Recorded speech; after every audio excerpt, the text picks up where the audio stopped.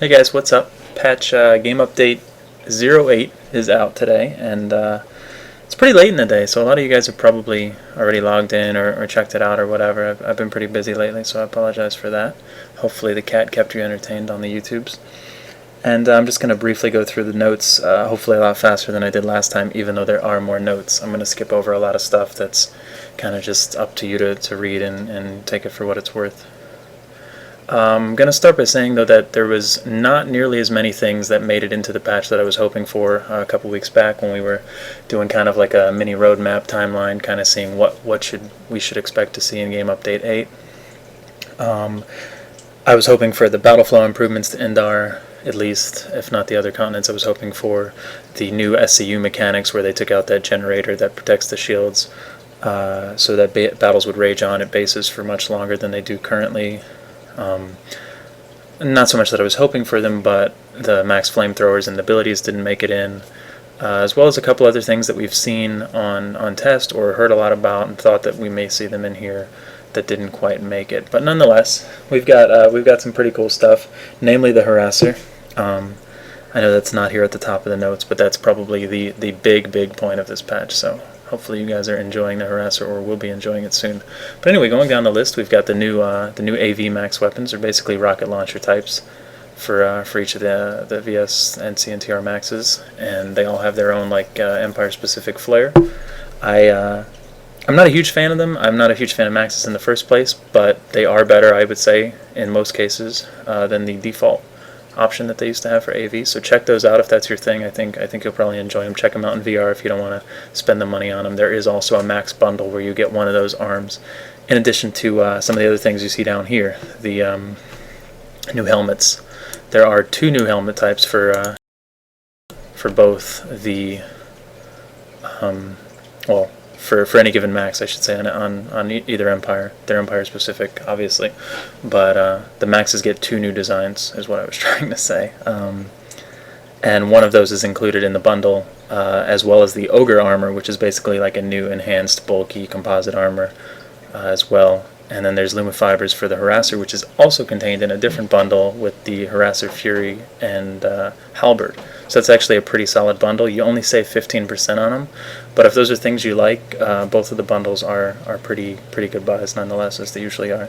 There's also faction helmets, as you see up here, which are usable by every class other than the max. So they're actually 1,000 station cash. They're pretty expensive for a helmet, but considering you get to use it on the other 5 classes, that's kind of nice, I guess, if you like how they look. Something to consider.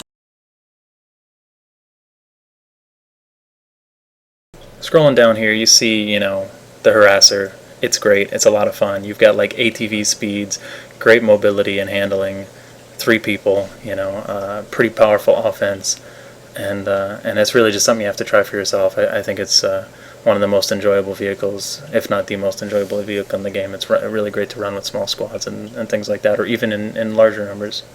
You see a lot of adjustments to vehicle weapons as well, and there's a ton of infantry weapon adjustments, which I'm not going to go over piece by piece, so take a look-see through that if you're interested in seeing. A lot of numbers were tweaked only very slightly, but if you're interested in checking out the specifics of that, certainly thumb through it on your own. I'm not going to waste 20 minutes doing that.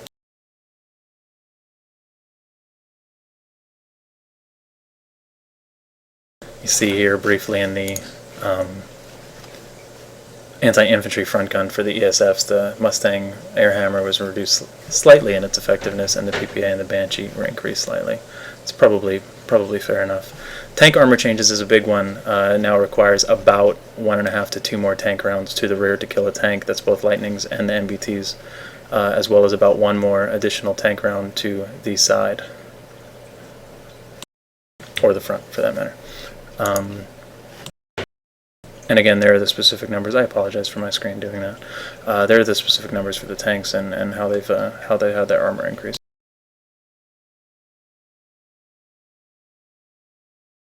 This note just says about the new armor-piercing type, so that it keeps things relevant, like the AP rounds, the Dalton tank shredders, or tank buster and the shredder for that matter. They pretty much function as they always did and didn't really suffer a nerf from this change.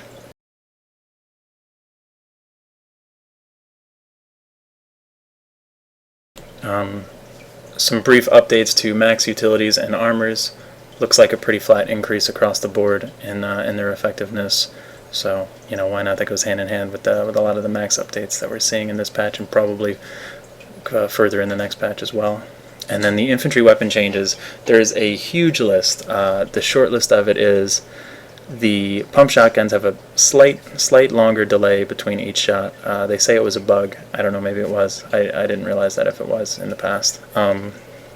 The rest of the infantry weapons, basically assault rifles, carbines, SMGs, small magazine, LMGs, have been buffed essentially with faster equip speeds, even very, very slightly. We're talking, milliseconds in some cases, and reload times to be more competitive with the larger, that is the 75 and 100 round LMGs.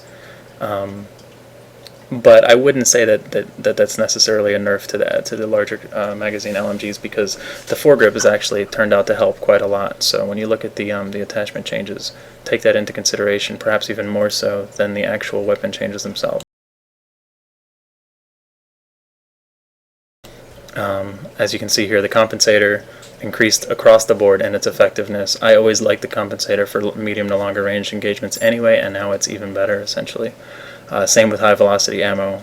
I can say the exact same thing about it. I did actually like it quite a lot in many cases, and now it's even better. The suppressor is slightly better on carbines and slightly worse on SMGs, but as you can see there, those are pretty huge numbers to slow projectiles by and slow your bullet velocity. I'm not really a huge fan of the suppressor in the first place unless there's a very, very specific situation, so I still will usually not be using them.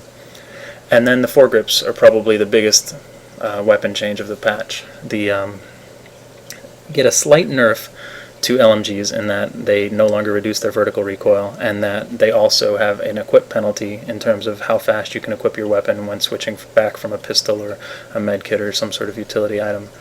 But that's across the board for any weapon. It tends to depend on the given gun on how fast or slow it'll be. If you take like the Gauss saw, for instance, which has like a ridiculously long equip, I believe it's now 1.2 seconds, which is long compared to many of the other ones, and then you throw this on top of that, while it may not be quite as slow as a foregrip would be for another gun, it's going to certainly make it feel even longer. So that's something to consider. But these two lines here in the middle are kind of the buffs of it.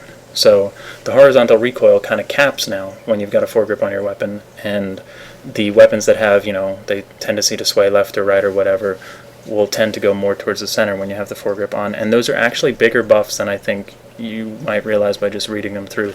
Definitely try it out, but I'd say even with the equip penalty, because the foregrip kind of needed some sort of downside to it, it's still going to be a really powerful thing to use on all weapons that you're not hip firing. So I think that kind of makes up for a lot of the nerfs to the LMGs, and they're still really strong.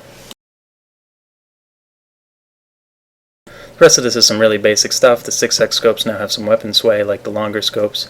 There's longer delay on picking up ammo on the noob tube and the smoke launcher, and the hold breath timer has been increased to 1 second, which is really, really great when you're sniping on a scope, that is, because that was very frustrating. Even though I don't snipe often, it was indeed frustrating, and I think that's a great change. These, I'm going to scroll through all of the specific weapon changes. If you have a favorite weapon or two, definitely recommend you going in and seeing exactly what they changed. In a lot of cases, the numbers were tweaked just very slightly.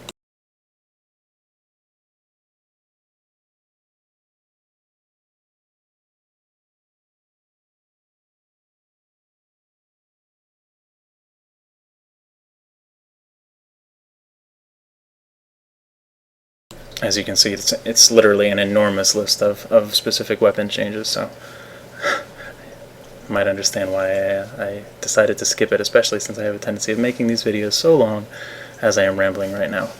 Anyway, we culminate with some bug fixes and miscellaneous changes. A lot of stuff that I don't really necessarily need to read through. There are now a second set of color options in your UI settings where you can change things independently from the other settings for infantry. I think it's a fix over the original model, but I would still like to take it a step further and be able to decide my map looks one way and my HUD looks the other way. Because right now, as you can see, things like nameplates, minimap, vehicle indicators change colors separately from everything else, where I would like to see objectives like the A, B, C, and so forth on your heads-up display. I would like to see those share colors with these, or at least be able to change independently of that, because I would like to have a map where I use Empire colors, so I can see a base is controlled clearly by NCVS or TR, but I don't necessarily want my objectives on my HUD to be blue, red, or purple. I'd like them to still be friendly enemy, or what I usually use is gray for friends, because it can kind of just ignore it, and red for enemies. So I'm working with it. I'm trying out a few different things. I'm still trying to use and make the gray for friendlies, red for enemies thing work. It's certainly an improvement over being forced to have certain colors in one spot and not the other, but I would like to even see further customization personally. A lot of the rest of it is just simple bug fixes. The bouncing betties and the proxy mines for NC and VS now have some lights attached to them so that they're a little bit easier to see, to put them more in line with the green beams that would shoot out of the claymores. So I think that's fair enough. Why not? And there are a handful of bugs that you'll notice in the patch. Supposedly there's a bug with resist shield, some bugs with aircrafts, and like I said, I've been out most of the day, so I haven't actually gotten it myself and done a whole lot yet.